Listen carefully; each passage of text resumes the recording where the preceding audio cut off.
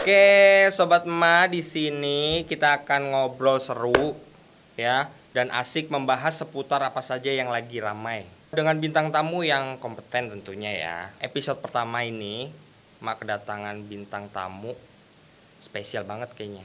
Badannya keker. Cucok pokoknya. Dia adalah siapa yo? Ayo siapa? Ada yang berani tebak? Tahu siapa orangnya? Kita lihat.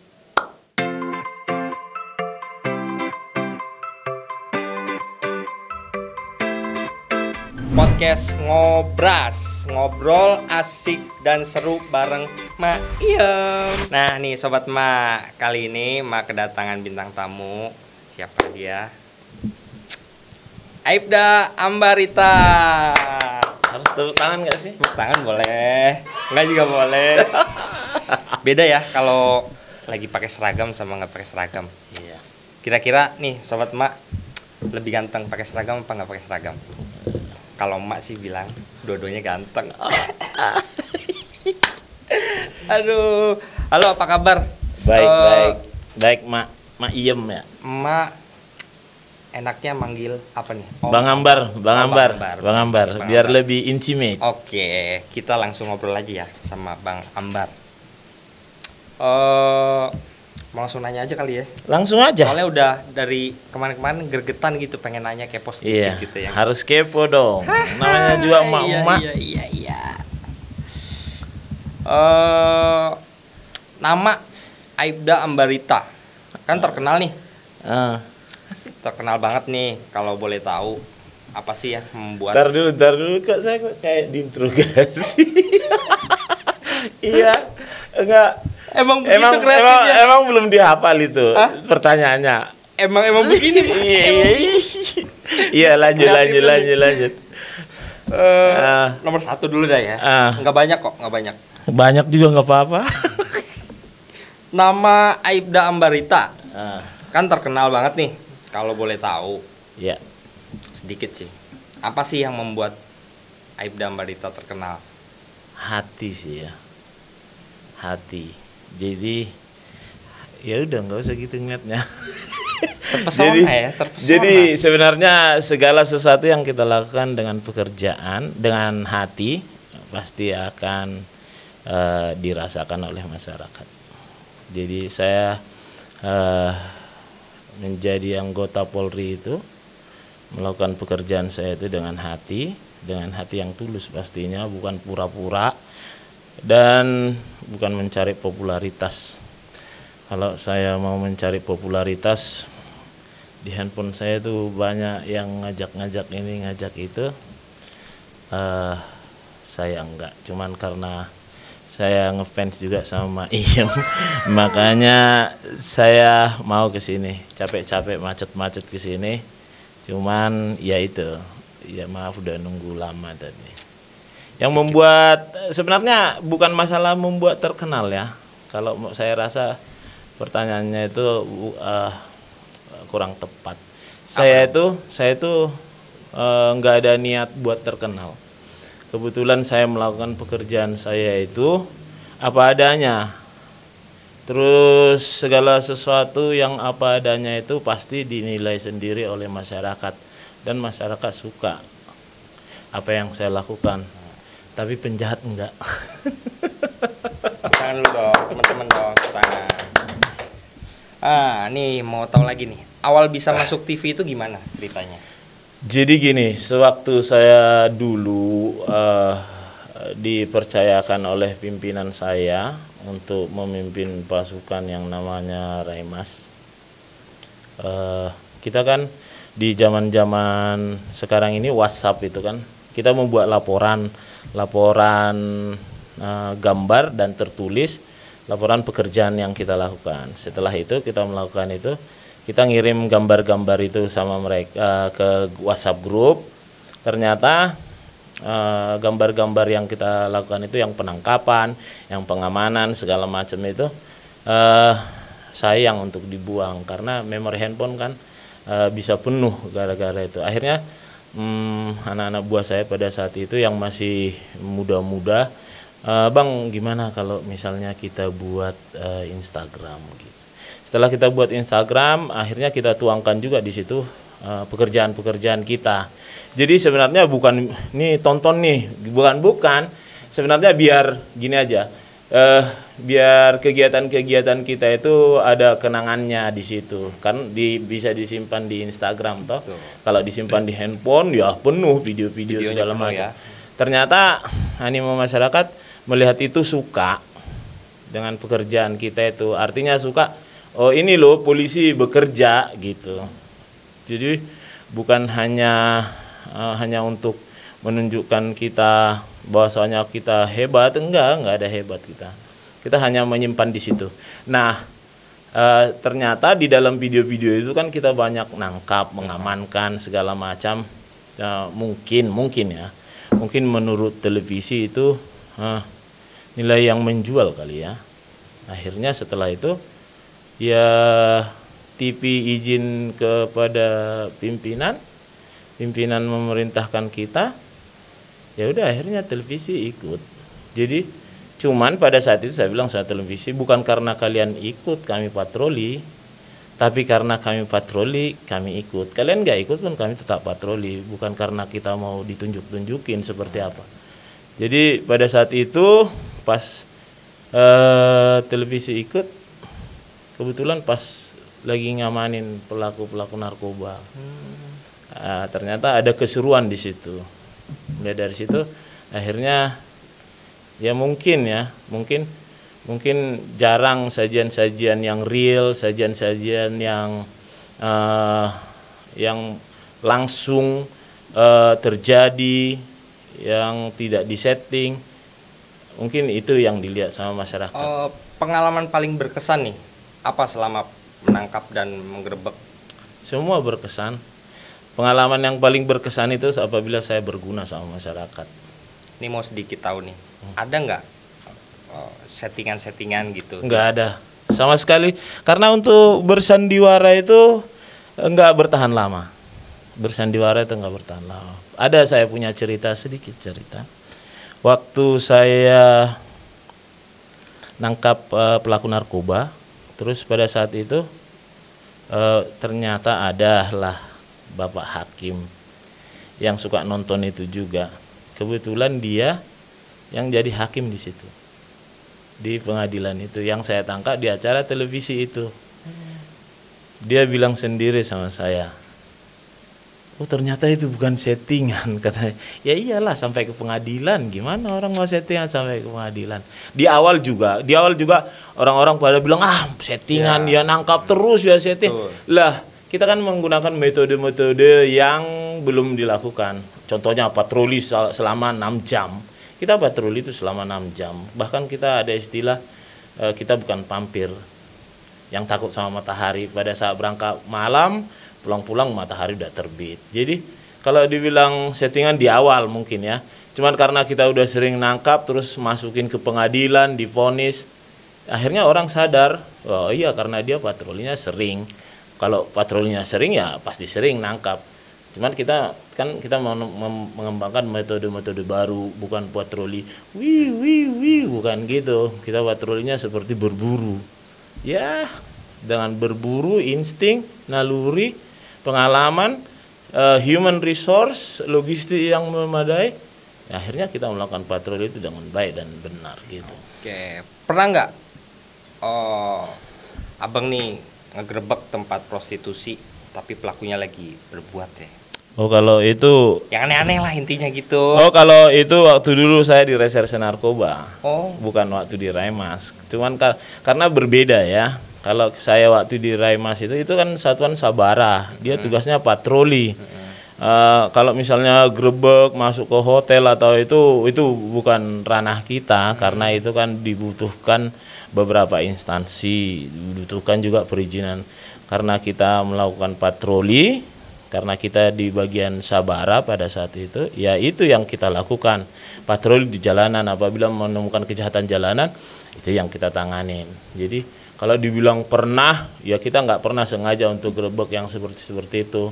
Kalau misalnya pernah masuk ke kos-kosan, lihat yang ada ya seperti itu, ya pernah seperti itu. Saya pernah nonton tuh pernah sempat nonton ya, waktu penggeledahan yang ternyata cewek, itu gimana? Ya sama lah seperti Tiba-tiba pas digeledah itu ternyata cewek. sama lah seperti Maiem kan. Misalnya pas jalan, pas saya periksa, ternyata cowok kan gitu, sama itu karena karena pakaiannya ya seperti cowok, terus dia suaranya juga nggak kedengaran sama saya, cuman karena Tapi memang bener-bener abang nih nggak tahu. emang benar nggak tahu. Fix Karena- itu bener nggak tahu. Benar nggak tahu. Tapi karena fokus saya di situ bukan masalah gender kan. Cuman kalau misalnya dia misalnya pakaian perempuan, otomatis saya tahu dong. Karena pada saat itu yang saya fokuskan barang-barang terlarang atau senjata tajam. Pada saat saya lakukan pemeriksaan, dia kan sedikit bersuara. Kalau misalnya dia tadi bilang itu segala macam suaranya banyak dikeluarkan, akhirnya kan saya tahu misalnya perempuan. Setelah dia bilang dia perempuan, baru saya tahu dia perempuan. Astaga, dosa Pak. Untung saya belum ini. Tapi awal meriksa ke bagian mana tuh kalau boleh tahu? Saya periksa biasanya bagian kantong. Oh, bagian kantong. Saya nggak pernah meriksa bagian dada karena nggak mungkin disimpan di sini celurit kan ya gini celurutnya ntar. Aduh, ampun. Ya itu artinya kita nggak pernah main setting. Jadi pas kita berangkat patroli, apa yang kita temukan di jalan, ya itulah hasil dari patroli itu, seperti itu. Ada lagi tuh waktu penggerebekan apa ya? Kalau nggak salah yang memenya banyak di medsos. Waktu nyomot. Itu kalau boleh tahu apa itu? Sebenarnya itu enggak selucu yang di situ ya. Sebenarnya itu enggak selucu. Itu sebenarnya horor itu ya.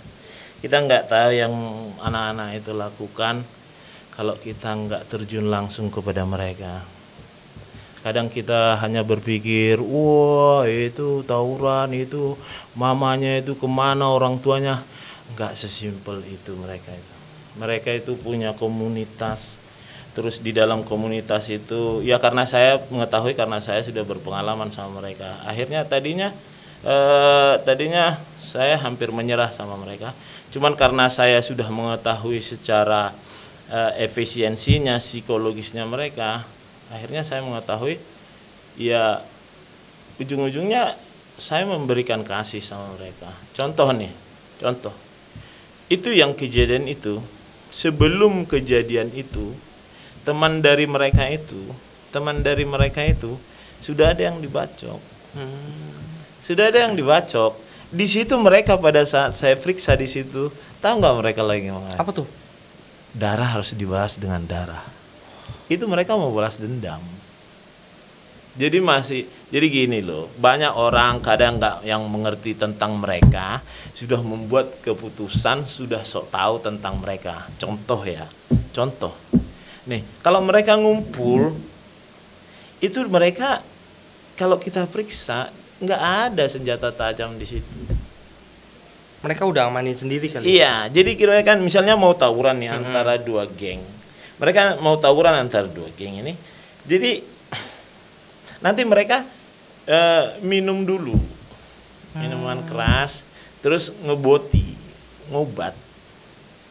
Rata-rata ya, bukan keseluruhan ya. Nah, setelah mereka melakukan itu, nanti mereka janjian di media sosial, janjian di DM. Mereka janjian di situ. Oh gitu. Nanti sebelum mereka melakukan itu, ada nanti yang 2 orang yang melakukan cek ombak. Cek ombak itu artinya mereka mutar-mutar dulu. Ngegambar dulu lah ya. Ngegambar dulu. Mapping lah ya. Isi lobnya banyak enggak, gitu kan. Nah, kalau udah enggak ada isi lob, tak isi lob kan? Apa itu? Polisi. Oh, polisi. Kita kan bukan anak gaul. Gimana sih, Mak gaul. Nah, setelah digambar udah enggak ada, nanti mereka udah ketemu di tengah COD, padahal COD itu cash on delivery kan. Kalau mereka di istilahnya COD udah main tarung di jalan. Nah, pada saat itu ya mereka lebih pintar loh. Jadi yang saya lakukan di situ pada saat itu, walaupun kelihatannya lucu di situ, yang saya lakukan di situ sebenarnya untuk menyelamatkan nyawa mereka. Perasaan Mak Iem gimana sih? Misalnya Mak Iem polisi, pada saat Mak Iem piket, ada kejadian, terus yang menyebabkan tawuran, terus mereka tewas. Pertanggungjawabannya Mak Iem sebagai polisi itu di mana di situ? Kan seperti itu kan? Iya, betul. Akhirnya pada saat itu saya di situ, saya harus tebarkan supaya seperti apa? Supaya bisa mereka ini bukan takut ya, supaya merasa mereka ini, oh saya diawasin, mendingan pulang aja daripada lu kelihatan nanti di akun Instagram muka lu, akun Instagramnya Pak Ambar atau Remas Backbone, mendingan lu pulang aja gitu. Jadi kita mengetahui betul seperti apa mereka. Jadi nggak usah banyak ngomong tentang mereka kalau belum menyelami siapa mereka gitu loh. Banyak kan, oh remaja itu harus seperti ini nih. Kapan dia bersama remaja yang tahu? Tapi mohon maaf nih sebelumnya. Ya, balik lagi. Ya, balik lagi ke pertanyaan yang tadi. Kenapa ada pikiran pas ngegeledah itu anak sampai ke mulutnya begitu? Kan kaget ya.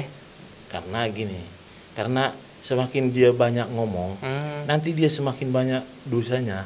Main dicomot loh, main comot aja loh, ya kan? Biar jangan semakin banyak dosanya. Gitu. Karena semakin banyak dia ngomong, semakin ketahuan ntar bohongnya. Sama kayak emak, jadi banyak ngomong nanti. Iya. Lah kalau kita misalnya terlalu banyak ngomong, terus nanti kita ngomong segala macam dia ya, ngomong segala macam, ntar tambah berdosa dia. Iya. Mendingan saya hentikan aja, gitu. Karena gini, kalau kita bilang nih, misalnya di handphonenya, misalnya dia udah ngobrol nih. BR-nya gue simpan di tempat lu ya, gitu kan? Iya kan? Tapi pas kita tanya itu kan, enggak Pak, itu cuma bercanda. Padahal pas dicek BR-nya, BR tahu nggak BR? Tahu barang. Iya, celurit. Iya. CR, BR itu. Pas ditanya, pas dicek di situ ternyata ada celuritnya. Kita mengamankan celurit itu gunanya apa? Supaya mereka nggak kenapa-napa seperti itu. Tapi nih Bang, sekarang Mak sedih sih. Sekarang nggak bisa lihat di TV lagi karena ini kan bisa lihat sini. Maksudnya kalau di rumah gitu nggak bisa lihat abang operasi di jalanan lagi gitu di TV karena dipindahkan ya, ngomong-ngomongnya dipindahkan ya. Kalau apa sekarang Bang? Kalau dipindahkan sih enggak ya. Apa tuh?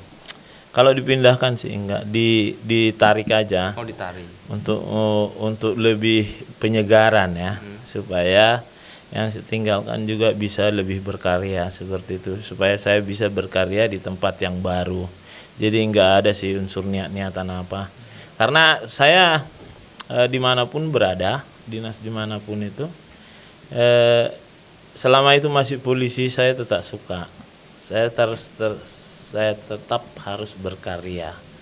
Itu kan kelihatan di bukannya promosi nih ya, di akun Humas Polda Metro Jaya itu kan itu banyak karya saya di situ. Betul. Jadi itu kan banyak nih berita simpang siur soal pemindahan nih. Itu ceritanya gimana sih sebenarnya? Ceritanya apa? Simpang siur gitu, masalah pemindahan dari Remas Backbone sekarang di Humas. Bukan pemindahan, dikaryakan, ditarik. Jadi kalau dipindahin kesannya ini enggak lah. Saya kan baca di artikel nih, ya kan kalau artikel langsung berhadapan gini kan jadi tahu. Sobat kadang kan segala sesuatu itu kan bisa. Bukan dipindahin, tuh dengerin ya. Makanya tuh jangan kemakan hoak tuh. Bukan dipindahin. Dikaryakan. Iya. Sebenarnya maaf nih ya. Iya, saya maaf mulu. Cuma mau nanya prosedur penggeledahan lewat handphone itu gimana sih, Bang? Sebenarnya gini, sebenarnya itu udah semua terjawab itu di situ kan. Itu di situ. Ada bandar narkoba nih, ketangkep, terus nggak bisa diperiksa gitu handphonenya, nolak atau gimana? Itu standarnya gimana maksudnya? Dari mana kita tahu dia bandar narkoba? Misalkan gitu. Kok misalkan sih?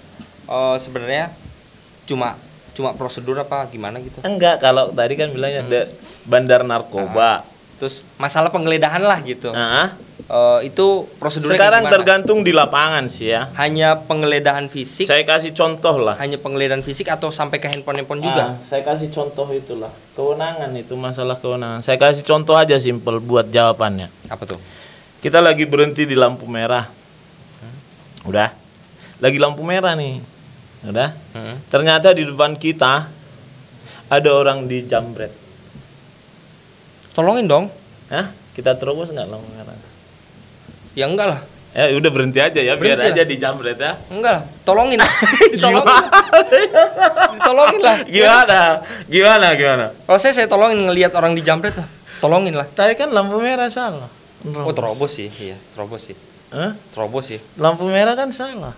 Salah. Kalau secara prosedur sih salah ya. Salah. Salah. Cuman kalau niatnya membantu, nolong, dijambret, Dia jawab sendiri loh.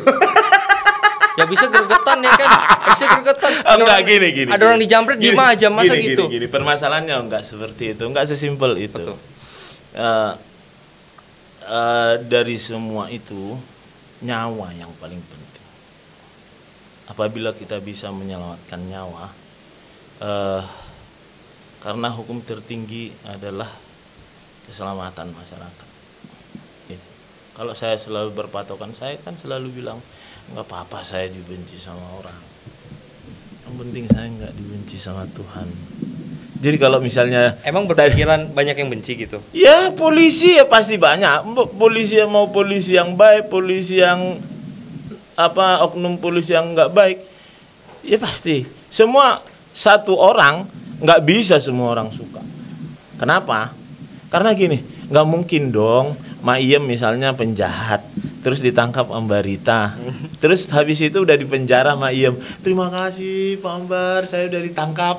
Benci nggak sama saya?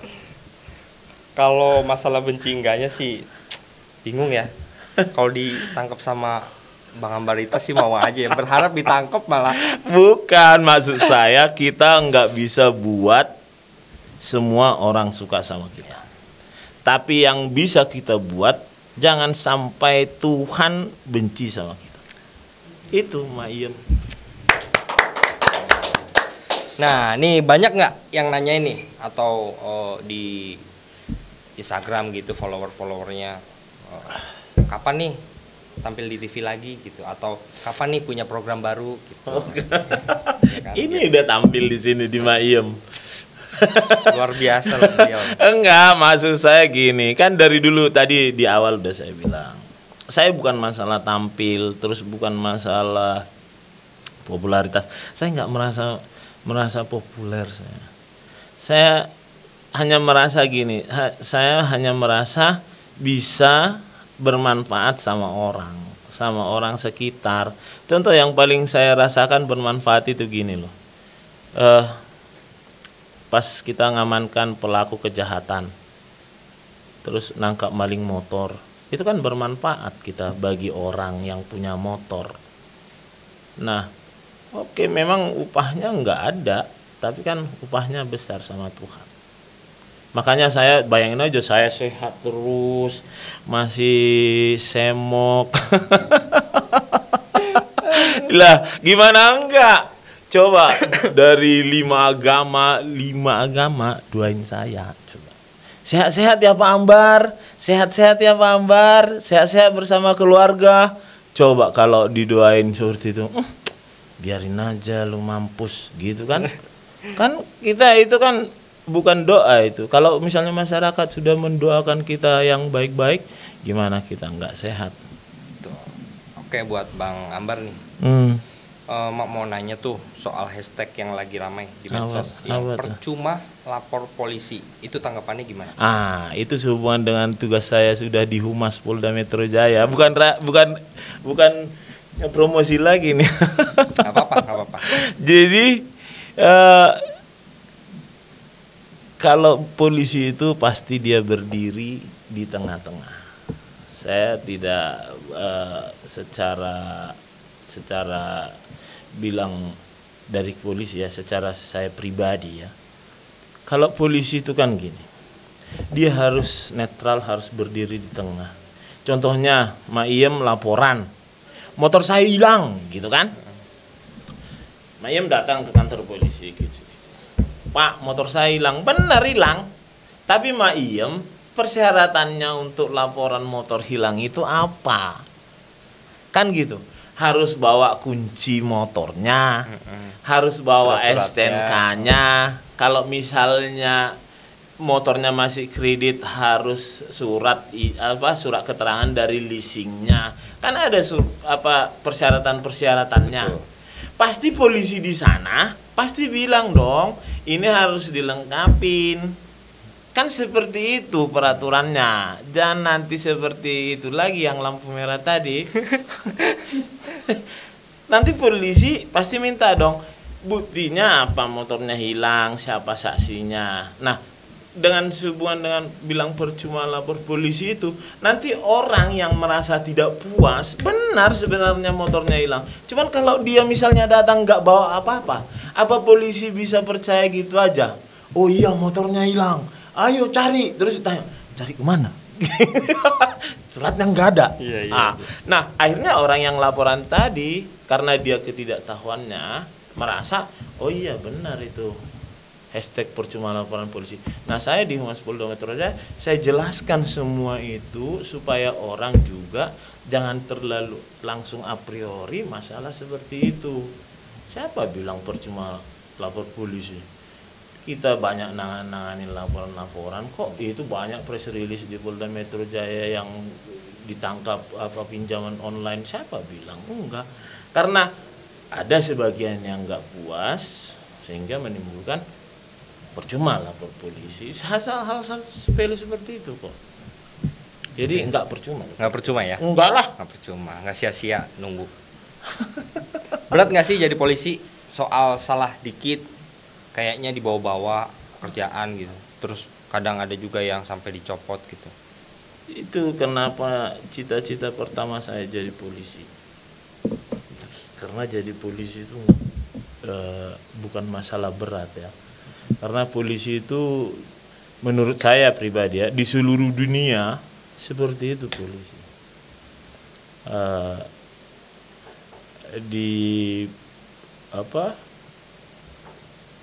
Semua bahkan polisi-polisi yang baik pun bisa merasakan, contohnya seperti ini. Maiem misalnya polisi gitu, sudah berbuat segala sesuatu dengan baik dan benar. Tapi karena Maiem itu polisi, ada oknum-oknum yang tidak baik, Maiem juga jadi dianggap nggak baik. Contoh, kalau Maiem nih, misalnya Maiem polisi, cuman karena Maiem ini melakukan sesuatu tindakan yang tidak baik, yang dicap itu bukan Maemnya, yang dicap tidak baik itu polisinya. Padahal harusnya kan oknumnya. Iya kan? Sama misalnya seperti ada oknum polisi yang berbuat baik, malah jadi kebalikannya lagi. Oh, itu Maiem itu, bukan polisi. Ya, sama lah. Jadi itu kenapa saya sangat cinta banget jadi polisi itu, karena memang berat. Beratnya apa? Beratnya ya tanggung jawab. Bisa berbuat baik tapi tidak dianggap baik. Yang berbuat tidak baik bisa jadi baik. Disitulah sebenarnya tanggung jawab pribadi. Tanggung jawab pribadi tanpa harus dilihat CCTV, tanpa dilihat di depan kamera. Ya kalau misalnya seperti kita dulu tetap apa adanya, nggak ada setting-settingan, ya udah seperti itu jadinya.